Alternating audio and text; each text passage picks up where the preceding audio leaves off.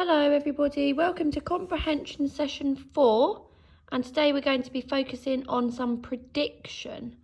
So usually when we're making predictions about a book, we start by having a look at the front cover to see what clues we can find about the type of book and what might happen in the story. So this is one of my favourite books, and if you're in Walnut class, then you may have already heard it or read it in the book corner. If you have, then perhaps you could find yourself a different book that you haven't read and have a look at the cover of that one instead to make some predictions. But this story is called Bringing Down the Moon, and it's by Jonathan Emmett and it's illustrated by Vanessa Caban. So have a look then at this front cover. It's very simple, but what can we predict about the story? What can you see on the cover to give you clues about what might happen? And the title is Bringing Down the Moon, so that's a big clue, isn't it? But how do you think it will play out? Will this little mole, who I can see here, will he be able to bring down the moon or not? And why?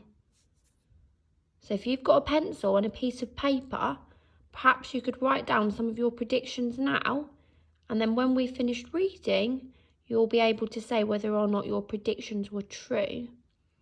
And as we go through, we might make further predictions about what might happen next in the story. So pause the video now and write down some of your predictions. We're going to start reading now. So Bringing Down the Moon by Jonathan Emmett and illustrated by Vanessa Caban.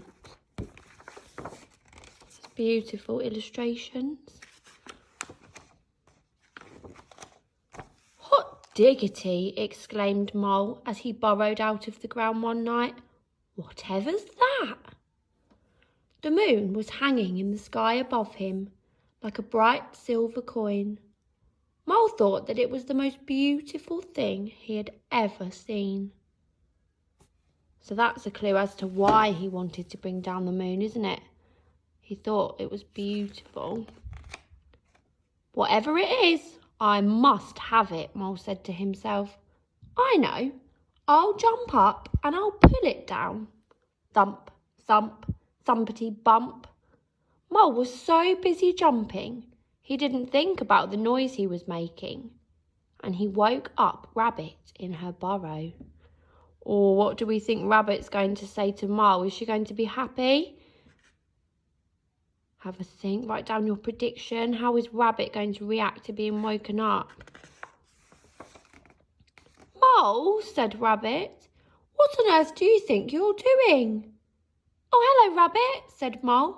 I'm trying to pull that shiny thing down. You mean the moon? Asked Rabbit. Oh, so that's what it's called, said Mole. You'll never do that, said Rabbit. It's not as near as it looks. Do you think Mole's going to listen to her and stop trying? But Mole would not give up. I know, he thought. I'll get a stick and poke it down.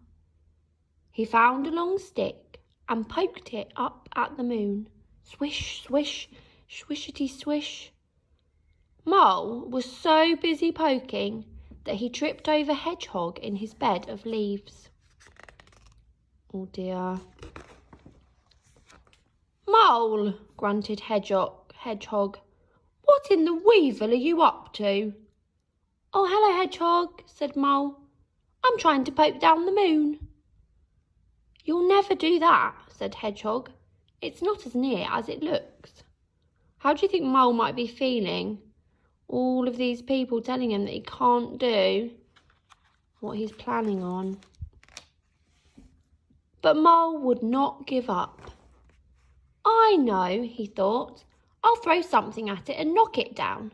He found some acorns and he threw them at the moon. Blink, blink, blinkety plink. Ouch, said Squirrel. Mole, have you gone nuts? Hello, Squirrel, said Mole. I'm trying to knock down the moon. Well, you'll never do that, said Squirrel. It's not as near as it looks. But Mole wanted the moon so badly he would not give up. I know, he thought. I'll climb a tree and fetch it down. Mole had never climbed a tree before. It was hard work and he was scared to be so far from the ground. But he kept on going until he saw the moon resting in the leaves above him. What do we think is going to happen? He's climbed up the tree. What could happen next? You can pause the video here and write down another prediction if you'd like. Right, let's find out what happens then. Mole stretched out his paws, but just when he thought he had the moon, he slipped. Oh, eek, ouch, oh! Mole tumbled down and landed splash in the middle of a puddle. Hot diggity dang drat, thought Mole. I almost had it that time. Then he noticed something floating in the puddle beside him. It was pale and wrinkled, but Mole recognised it at once. The moon, whispered Mole. It must have fallen down with me. He reached out to pick up the moon, but as soon as he touched it, it broke into pieces and vanished. Mole sat in the middle of the puddle and cried. Rabbit, Hedgehog and Squirrel came running up. Are you all right, Mole? Asked Rabbit. I'm all right, sobbed Mole, but the moon isn't. I pulled it down and then I broke it and it was so beautiful and now I shall never see it again. Is that true? What do you think they're going to say to him?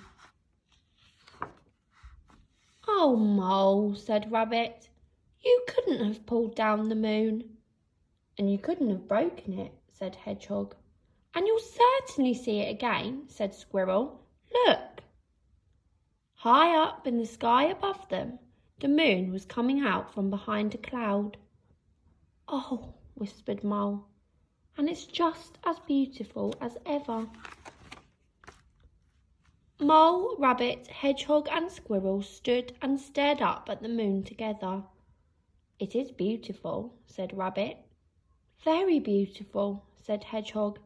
Very beautiful indeed, said Squirrel. Yes, said Mole, but it's not as near as it looks. That is another beautiful illustration there. Right, so have a look then at the predictions that you wrote down.